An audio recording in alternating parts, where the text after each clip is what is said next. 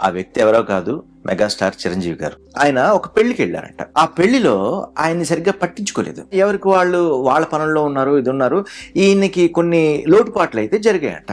నేను మెగాస్టార్ని, తెలుగు రాష్ట్రాలన్నీ కూడా నా వెంట పడతాయి, అలాంటి వాడిని నేను వస్తే అందరూ నాకు బ్రహ్మరథం పట్టాలి, అలాంటిది వదిలేసి మీరేంటి నన్ను పట్టించుకోకుండా మీ పనులు చూసుకుంటున్నారు అని ఆయన అనుకోలేదంట. ఆయన బాధ్యత ఏంటి? పెళ్లికి పిలిచారు, అక్షింతలు వేద్దాము, ఆశీర్వదిద్దాము, మంచిగా ఉండాలని కోరుకుందాము అని చెప్పి అక్షింతలు వేసి చక్కగా ఇంటికి వచ్చారంట. ఆ విధంగా చేయడం వల్ల ఒకటి, అక్కడ ఎటువంటి గొడవ జరగలేదు, ఎటువంటి రచ్చ రావలేదు, ఆ పెళ్లి సక్రమంగా హాయిగా అయిపోయింది.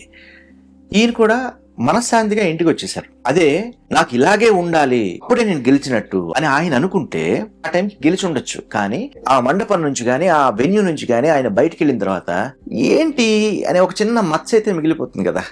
వీళ్ళు వచ్చారు, ఇలా జరిగిపోయింది అని ఒక మచ్చ మిగిలిపోతుంది కదా. ఆ మచ్చ కూడా లేకుండా చక్కగా బయటకు వచ్చారు. అదైతే నాకు బాగా నచ్చింది. అందుకే గొప్పవాళ్ళు ఇప్పుడు గొప్పగా ఆలోచిస్తారు అంటారు.